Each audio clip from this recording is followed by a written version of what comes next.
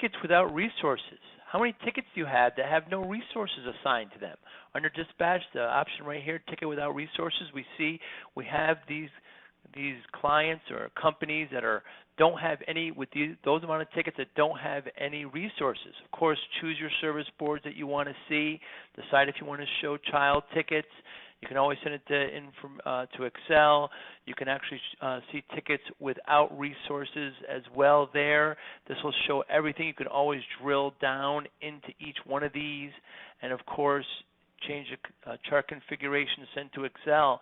But how many tickets do you have out there that do not have any resources added to them? Is that acceptable to you? Is there a certain amount that is acceptable and a certain amount that is not? Take a look. I wonder what you will find in your system. Tickets without resources.